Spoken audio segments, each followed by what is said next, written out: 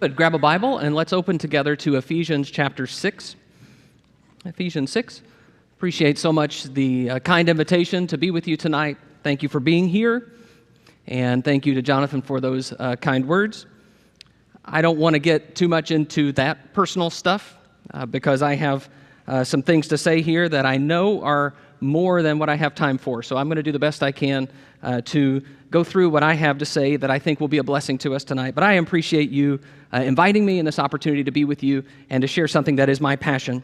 Ephesians 6 and verse 4 says, "Fathers, do not provoke your children to anger, but bring them up in the discipline and instruction of the Lord." Don called me and asked me to come and talk about something that I was passionate about, and home is my passion. It is my passion in my life to focus on the family that God has blessed me to have, and it is my passion to help other people as they, as Christian disciples, focus their attention on what they're doing in their home lives, because to me it seems this is the most important thing that we can do. I know that I am a preacher of the gospel, but I feel in many ways that my preaching of the gospel is work done at home, and that my work done at home helps me in preaching the gospel to others that I don't know. And it seems to me that this is something that is essential for disciples of Jesus to listen and think about as we engage in marriage and in raising children, and we try to have homes that honor our God. I want to talk to you for a minute about building house rules, because the idea that I want to talk about tonight is that it may benefit us to take some time and set down what we think, what Scripture teaches should be some of the foundational principles of our home. That it's important for us to name those principles. As you'll see throughout the lesson, there are some things that you need to say and put a name to and say, this is what we're doing, and this is who we are, and this is what we're going to be. Very often, our parenting and our marriages are sort of done by the seat of our pants. And we just sort of say, you know what crisis comes up today, we'll deal with today. And then we collapse at the end of the day, and we're just exhausted, and we say, well, tomorrow will be a new day with new challenges, and we'll figure it out then. But isn't there a place for us to say, wait, what really matters? To step back and say, where are we headed? What are we trying to do and build? And I want us to think about that for a few minutes tonight. I want to talk to you about why homes matter, and I want to just give you a few reasons here. I know you've probably heard thousands of sermons and talks about the home. And I just want to remind you why this is relevant for you and me. First, homes are habit incubators. If you are someone who is even a slight bit older than me, I will probably address you tonight as ma'am or sir. It's not personal. I do that with everybody. And the reason is, my mom went on a relentless, at least 18-year campaign to make sure that whenever I addressed any adult, the word that came out was followed with ma'am or sir. I was preaching in Boston a couple of years ago, and I was talking to one of the older sisters there, and she talked to me for a minute, and she kind of looked at me like this, and she said, "You're not from here, are you?" And I said, "Oh no, my Texas twang has come out. You know, I does that sometimes when I get excited or I get tired or something." And I said, "Well, how did you know?" She said, "We don't say ma'am up here." She said, "We just say yeah." And so I say, "Thank you, Mom." That's Mom. Mom made me have a habit I would not have had it not been for her guidance and really very intentional correction. There are words that we say and don't say. You have them, even now, if you are an adult. Habits that began many years ago by the things that you learned and didn't learn in your home. Habits about things that we do and don't do. The kinds of movies we watch and don't watch. The kinds of things we drink or don't drink. The kinds of attitudes we have about people. Habits formed day after day, year after year, by contact with those closest to us in the home. Those are habits that we form with our children, and they are also habits that we form with our mates. Because marriages have habits too, don't they? Where we get used to the same patterns of communication. Do we deal with our problems, or do we just let things go, slide them under the rug, give them the cold treatment? What do? We have habits that are formed in our home, and I am suggesting that there may be a place to question the habits and be intentional about forming habits that we know are going to honor God And that's what I want to challenge you to do tonight. Second, homes are growth engines. It's an amazing thing. I have my son with me tonight, who is taller than me and has been for a couple of years now, which is a way to get to humility really easily, is to watch your son sprint up past you. I remember when he was this big. Isn't it an amazing thing to watch your children grow? But it's not just physical, it's spiritual, it's emotional. It's amazing that children can't feed themselves or talk to you, and then in a few years, they're considering the rest of their lives. They're considering their faith in Jesus. Growth happens, and it happens primarily at home. This is where we grow. And I want to focus your attention on the idea that at home is where spiritual growth happens. Things are happening every day in our homes. Which direction are they headed in? Are they going for good or for evil? And so there are a lot of proverbs that focus on the urgency of helping kids grow now. Discipline your son, for there is hope. Proverbs 19:18. Discipline your son, and he will give you rest. Proverbs 29:17. Train up a child in the way he should go. Even when he is old, he will not depart from it. You've heard the sayings like children are like trees. You know, you can bend them while they're young, but at some point they harden and they become what they are. Or children are like wet cement. You can ride in them for a little while, but then they harden and they become who they are. The idea here is that they are going to grow in these pivotal years, and if we're not investing the right things in them and teaching them the right things, then they're going to grow in a way that is not going to be a blessing to them. And marriages help us grow too. Gary Thomas wrote, there's a book called Sacred Marriage. Any situation that calls me to confront my selfishness has enormous spiritual value.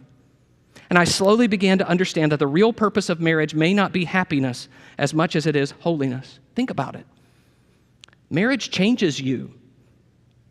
Sometimes it changes you for the worse, but sometimes it changes you for the better and forces you to face yourself and say, I'm not as selfless as I thought I was. I thought I had that temper under control, but she can really get under my skin. And as we grow, the question becomes, are we growing in Jesus' directions, or are instead we growing further away? Homes are hypocrisy revealers. If you want to know a person, really know them, there are some people that know them inside and out. There's no faking. They know exactly what that person thinks and feels and what their faith really is. Talk to their family. Talk to their wives or husbands. Talk to their children, and you'll know. We get all dressed up for church, and we show our best side to everybody, and we smile, and we say, oh, everything's going great, even when it's not going great. And we put on a facade, and then we get in the car, and we let loose. Here's how we're really doing. Here's how angry we really are. Here's how deep our faith really runs. Homes are hypocrisy revealers, and I want to suggest to you that if we want to do irreparable damage in our homes, then we will be hypocritical, show one face to the world and our true face to our families. Homes will show you that. And then there are children and there are spouses that grow up in that environment. And finally, homes feed societies. I keep having the same conversation with a lot of my brethren. It's a conversation that goes like this. Well, everything is terrible right now in the world. Can you believe what's happening in our world? Oh, politics and this, and society and this. Usually it's happening, we just had Pride Month, and so there's a lot of that talk. And there is always a helpless tone in these conversations, like, well, the world's falling to pieces, but what can you do? What can we do? And my answer is, you can build awesome homes. That's what you can do. Do you know that if you build an awesome home, you will change the world? It starts like this. You have an awesome marriage. You know one of those marriages that people say, wow, 50 years, 60 years? People don't stay married that long anymore. And you change that little piece of the world. You raise children who know the Lord, who are sincere in their faith. And what happens is those children go into their schools. Those children go into their workplaces. Those children, maybe they go off to a university. Those children then become a new generation of people who can influence others, who can influence others, who can influence others. And when I invest in my family, I change the world. I told you a minute ago that home is a passion for me. My wife and I are both children of divorce, and this has been near and dear to our hearts. My wife's parents divorced when she was very young, 3 or 4 years old. My parents divorced when I was 9. Both of us know what it is to have a broken home, and I'm sure that there's some in this audience tonight that come from a broken home, or maybe you're experiencing a broken home right now. And there is a hole that is hard to describe if you have not experienced it. When my wife and I talked to the man who married us, we asked him, how can we make this last? Because when you come from a broken home, and studies show this about children of divorce, there is a statistical expectation that your home will end in divorce as well, because children of divorce tend to divorce. And we didn't want that. We also had never seen husbands and wives working together in a home in a healthy way. And it's really hard to walk by faith in that way and to do something that you've never seen. So we got to work, and we did the best we could. And I want to tell you what motivated me, and I want to present this in terms of these house rules that we're going to talk about. I have noticed that there are a number of Christians who have great faith and poor home lives, whose marriages seem super unhappy, ships passing in the night, whose kids are out of control. And as I thought about that, and I thought about my past, and I thought about what are the chances that we're going to be able to succeed in this, I wasn't trying to criticize anyone. I was just terrified that we were going to be like that. So, we identified some rules for our home. And I want to suggest, I'm just going to throw these on the board. I want to suggest that you don't need to take these rules and make them yours. You can come up with your own rules, provided that they're biblical rules that come from God's Word. These are the ones that have formed our home. And these are the ones that I believe I can prove from Scripture, and I believe are important personally and viscerally to me, and I've tried to teach in my own family. The list is something like this. First is home is a safe place, which we'll talk about for a minute tonight. Then all people deserve respect. We tell the truth, which is a statement of honesty. We speak with love. No gossip allowed in our home. We take responsibility, meaning we take responsibility for our things and also when we make mistakes. We deal with our problems. We're not going to be a family that lets things slide or shoves things under the rug. We're going to be a family that confronts one another and talks frankly with each other. We lead by serving. We're not going to be a group of people, either as parents or as members of our family, who are going to dominate each other. We control ourselves. This is a regular conversation we have in our home because we get out of control from time to time, especially eating, spending, being lazy, watching too much TV, the things that we all do. But it's a great way to frame that conversation when you bring it back into control. And then finally, just because you're angry doesn't mean you're right. That there is a difference between what makes you mad and what's truly deserving of our anger. And there has to be a space for us to question our anger. I'm not going to go over all of those tonight. I just want you to know this is the general thread of how we have tried to teach these things in our home. And what I'm suggesting with this list is that it may be positive for you and your home to take a minute and think about what matters most. What is valuable to me about having a list is that we have named our values. These things matter to us. And our kids know it. They know when they violate one of these rules. They know what it's called. They know why it's a problem. And then we can say, now let's fix that and move forward. So I want to say a little bit about how we build that, and then I want to talk about how home is a safe place. So the process here, How do okay, you got a list of rules. So is that really helping anybody? Here is what I want to say the next step is. When you've decided these are the things that are going to be valuable to us, how do we build them? The first thing is I want to talk a lot about them. I want my kids to know and my wife to know these things matter. And then everyone has to follow them. Everybody. Nobody is exempt. Dad is not exempt. Mom is not exempt from the rules. We don't get to have different rules for parents than for kids. And that leads to you need to admit when you're wrong. I especially want to encourage parents who are hearing me tonight that there is a golden opportunity when you make a mistake, when you are not what you should be, in whatever form, to apologize to your children, admit that you're not wrong, and show them this is what followers of Jesus do when we're wrong. This is what we do. Not what our kids do when they're wrong, but what we all do, because the rules apply to all of us. Build habits as soon as possible. Some of these are habits that you can build when your children are very small, especially the responsibility things. Responsibility can start very young.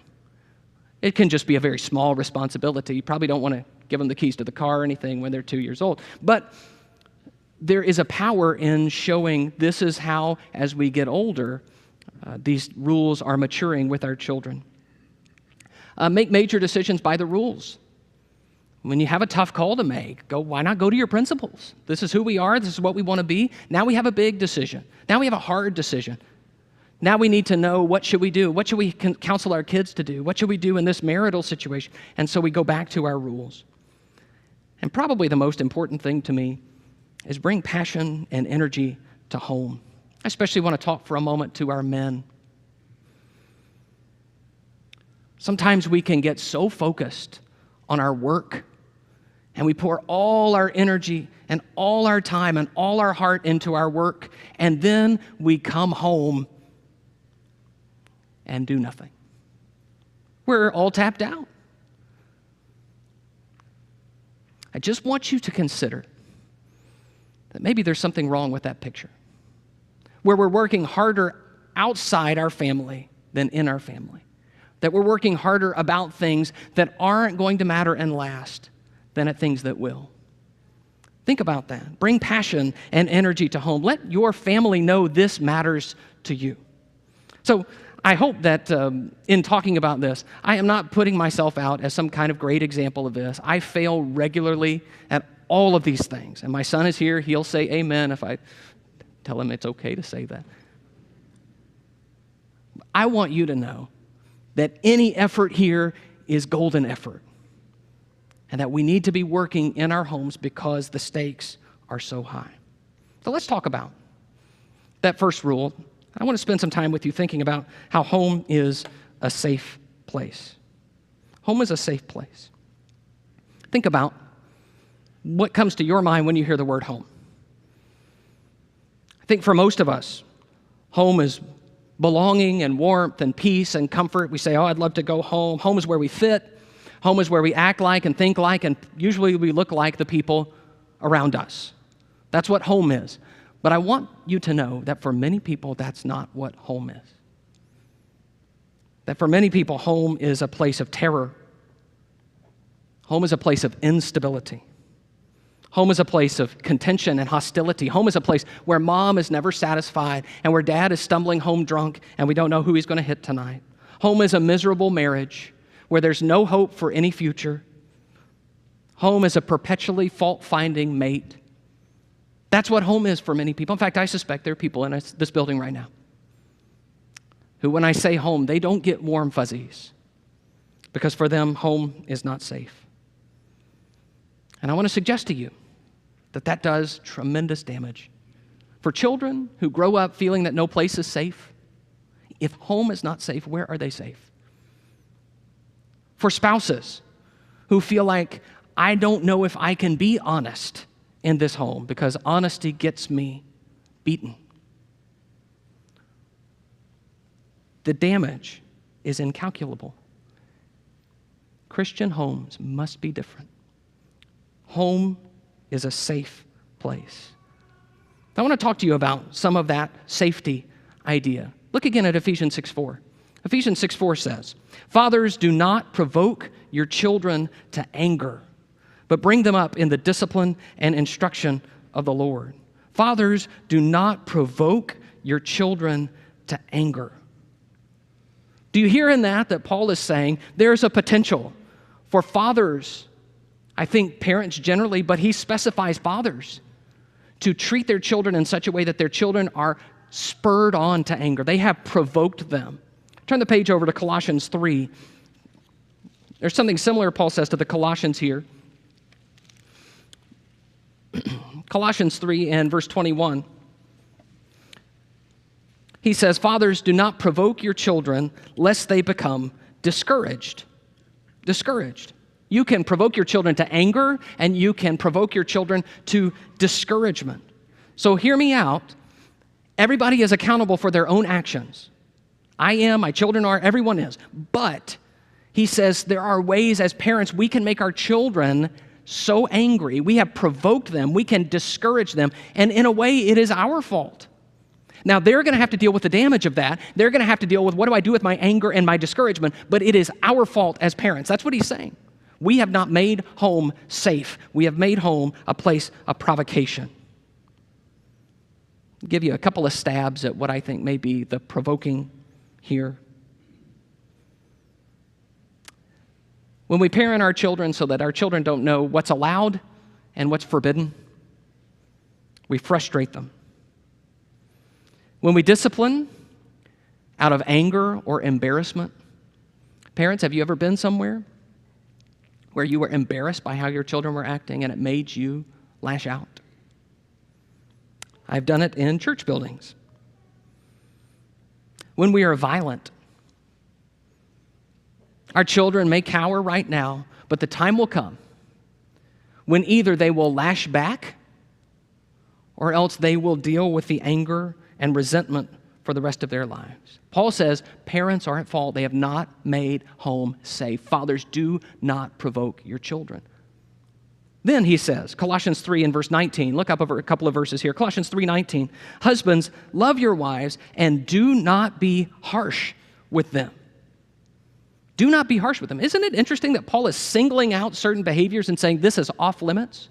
Paul is talking about making home safe, but it's long before it was cool. This is not the way we talk about it back in the ancient world. This is unique.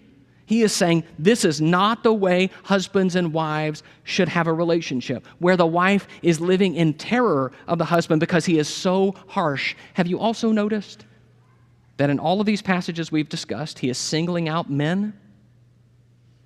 That men are the ones who provoke their children, and men are the ones who are too harsh with their wives? Turn back to Ephesians 5 with me.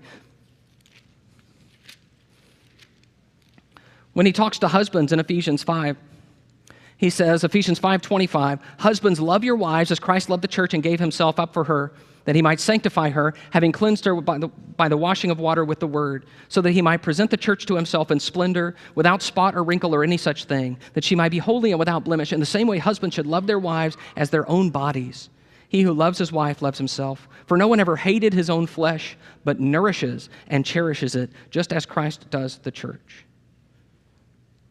You hear in that the tenderness of that picture. He says in verse 25, "Love your wives as Christ loved the church." But I think the image that takes the cake here is, you know how you treat your own body? You don't actively harm yourself. You don't put yourself in harm's way. You're not harsh with your body. You nourish and cherish it. And so he says, you treat your wife that way. One more, 1 Peter chapter 3. 1 Peter 3.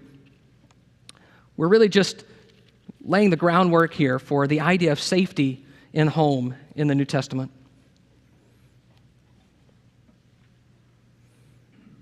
1 Peter 3 and verse 7. It says, "Likewise, husbands, live with your wives in an understanding way, showing honor to the woman as the weaker vessel, since they are heirs with you of the grace of life, so that your prayers may not be hindered." Show honor to your wife. Live with her in an understanding way. They are heirs with you of the grace of life. The word understanding is fascinating here. It has those dual meanings in English. You know, when you understand someone, there is some comprehension, you know, an awareness of that person. But there is also, we use the word understanding to mean we kind of give somebody the benefit of the doubt. You know, I understand, or I'm going to deal with you with understanding. What I mean is, I'm going to do more than meet you halfway. I'm going to show extra kindness, extra grace to you, because you're my wife. Husbands, love your wives and dwell with them with understanding. He also says there in verse 7, showing honor to the woman as the weaker vessel. I think it is impressive that he says this is the way husbands should treat their wives, not because, and I do not believe that the meaning here is that wives can't handle their husbands, that they're the weaker vessel. I think instead the meaning here is our wives shouldn't have to handle our anger. They shouldn't have to be afraid of us. That is not right. They should feel safe. So put all of that together. Fathers, do not provoke your children. Fathers, do not provoke your children. Do not be harsh with your wives. Nourish and cherish your wives. Live with her with understanding. Treat her as a weaker vessel. There is so much here that simply says, home should be safe. This is what God is calling us to. And I especially, again, want to emphasize, He is calling men to this. And saying, men, this is part of our role, probably because we are the ones who tend to be harsh, who tend to provoke, who tend not to understand, and who tend to not treat others with honor.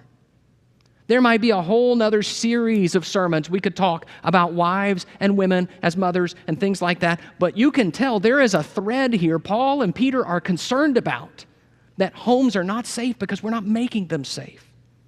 And so it is our job as disciples of Jesus to make our homes safe places. Can I flesh that out for you now for the rest of our time? What does it mean to have a safe place at home? I think you can hear there's some responses and treatment that are off limits. But I want to be a little more specific. First, home should be a place where we feel safe to speak. You should be able to say what you think and feel without being afraid at home. Honesty is very high priority for Christians. We're told to be honest. We're told to put away lying and speak truth with our neighbor. Jesus tells us, let your yes be yes and your no be no. But if honesty has any meaning, it has to be because we have the potential to be dishonest. Because we have the freedom to say yes or no or something else. And with that freedom comes the possibility that we will say the wrong thing, and yet home should be a place where we are safe to speak. In fact, I would say it this way. We don't build character in our spouses and in our children by terrifying them into saying the right thing. You say it or else. The idea is that everyone is safe to speak, and we work to convince each other of what is true and good, to speak like Jesus wants us to. I'll give you a couple examples of this, how this might play out in the home, being safe to speak.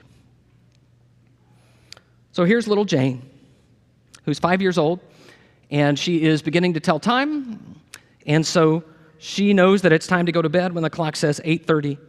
And at some point, she thinks this is arbitrary, although she wouldn't use that word. She thinks this is arbitrary. Why 8:30? And so she says, Dad, why do I have to go to bed at 8:30? And Dad says, maybe he's busy doing something else. Dad says, stop complaining and do what you're told. So Jane's question is not answered or even entertained. And so what does Jane learn? Dad gets angry about bedtimes, don't know why. She's done something wrong. But most of all, she learns it's not safe to speak. Some things you can't say in this house. Or maybe it's that Tom is suspicious of his wife because she's been spending a lot of time away. He's worried that she's been with some other man. And so He remembers the last time that he asked her about her behavior. She got very angry, yelled at him, accused him. And so he decides, it's just not safe to ask her about what she's doing. I'll just try to catch her in the act. He learns it's not safe. So let me ask about your homes. Is everyone in your home free to say that they are upset or frustrated? Is there a place in your home, parents, for a question to be asked about a parental decision?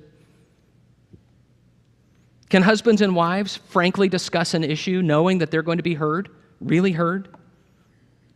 Or is your home one in which one person will brook no dissent, hog the spotlight, shout down all the opposition? Is it safe to speak? Is home a safe place? Now, in this sense, when we talk about being safe to speak, really this is about our reactions. How do we treat each other when someone says something that we don't like? When someone says something that's wrong? This is not to say that we can't correct or encourage or steer someone away something that they've said or done. It is to say that they need to have the ability to say it without harshness coming from others. Home is a safe place, safe to speak. Home is a place where we should feel safe to fail. Go with me over to Luke chapter 22. Luke 22. This is kind of a difficult one. We know intellectually that we're going to make mistakes, and that in a home we're all going to know about each other's mistakes. Sometimes those mistakes are what we would call sin. And so there is a fine line to walk here. When I say that we're safe to fail, I don't mean that we're encouraging failure. And we're saying, you know what, let's all sin and do wrong because it doesn't matter. We just want to be a safe place here. But there is a way that we can thread this needle that I think Jesus shows us in Luke chapter 22. When he talks to Peter, look in Luke 22 and verse 31. He says, Simon, Simon, behold, Satan demanded to have you that he might sift you like wheat, but I have prayed for you that your faith may not fail, and when you have turned again, strengthen your brothers. Do you see the balance there? Is Jesus encouraging Peter to fail? No, he says, I know this is going to happen, Peter. But when you have returned, strengthen your brothers. Peter, you're still welcome here. You come back, and I'll have you. When you have turned around, when you have fixed this problem, when you have made it out of the pit, strengthen your brothers. With Jesus, it is safe to fail. Now, you hear in that, don't you? I can already hear it. Wait a minute. Are we saying it's okay to sin? No. Jesus doesn't say it's okay to sin. Peter, it's okay. You can deny me all you want. I don't care. But there is something there, isn't there, that says even when I make a huge mistake, will these people still love me? Think about, parents, what it teaches our children. If we react in such a way that when someone makes a big mistake, they are just written off by our family. What does it communicate? Except that there are some things you can do that will make you stop loving them. Are they safe to fail? There's a lot more to say about that and a lot of subtle things to say that I don't have time to get into. But I want to encourage you, if our homes are safe to fail, that will mean something like this. I can't keep bringing up the hurtful thing that my wife said or did weeks or months or years ago. I can't brand my children with labels because of their failure. Labels like you're lazy or selfish or angry or rebellious. I can't define myself by my own mistakes, and I can't define other people by their mistakes. Is it safe to fail in your home? I'm especially impressed by the fact that we have a lot more patience with failure when our children are young or our marriages are new.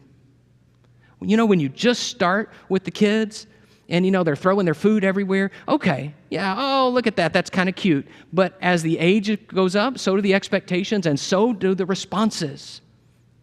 It's really cute when your new husband slurps his milk first week, right? What about the 5th year? What about the 15th year? Not so cute. Okay? Less patience. What do we do when we make mistakes? Is home a safe place where we keep loving and forgiving and working with each other even after we fail? Home should be a place where we feel safe to learn. We've already talked about this a little bit. Fathers, do not provoke your children to wrath, but bring them up in the training and instruction, the discipline, the admonition of the Lord. And I want to stress to you that in the Jewish mind, this process involves questions. Have you noticed in your readings of the Old Testament how often God instructs his people by saying, let me tell you how to answer your kids' and grandkids' questions? Over and over again.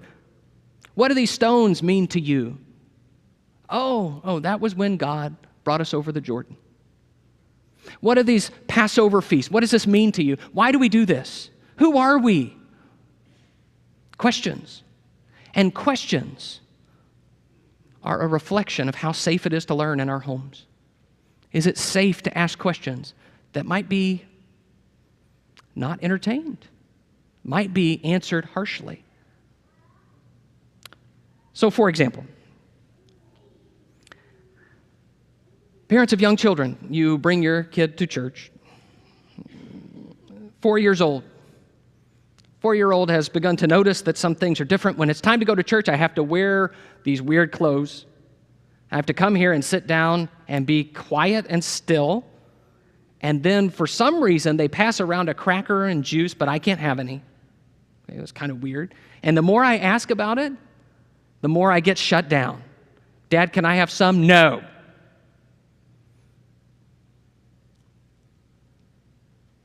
Dad, why do we do this? This is a golden opportunity to share your faith with your kids. What are you going to say? Just like those questions. What are these Passover feasts? What does this mean to you? So we sit here with our children in a building like this, and we say, here, this is what this means to me. This is what this bread means to me. This is what this fruit of the vine means to me. This is why I do what we do. It is a golden opportunity to not just share this is who we are, but also this is why I am who I am. This is where I come from, and this is why you are the way you are. What a beautiful thing. Yet, it seems to me that very often we miss these opportunities because children's questions don't always come out right. They don't ask them like the slam dunk question, what does this mean to you, Dad? I just love the fact that children ask and ask and ask. And those questions are windows into their hearts. Are there dinosaurs in the Bible? Does God ever get sleepy? Great questions. That's what they're thinking about. Why are people so mean? Then they get older and they ask questions like, why are we so different from other families? What should I do for a career? Why did you guys get married? All of them, questions that show this is where they are thinking. This is what they care about. And our answers give us opportunities. So let me just say it this way. For all the time that Christian parents spend concerned about what we're teaching our kids, are we giving them enough? Are we teaching them the Bible? How are we working through it? Don't overlook the idea that questions give you an opportunity to teach. What are they asking? And how can you use that to share the gospel with them? So many opportunities may go by the wayside. Parents need vision here that's beyond the frustration of the moment. I know kids sometimes use questions so that they don't have to go to bed and stuff like that. I've been there too. But this is an opportunity to say, our home is a safe place to learn. So I want to encourage you, as you think about your home, that sometimes home can look different than what it should be. And we have a golden opportunity with this day to say, I want my home to be a safe place where love is shown, where we are free to speak, free to fail, and free to learn. Thank you so much for your attention tonight. I appreciate it.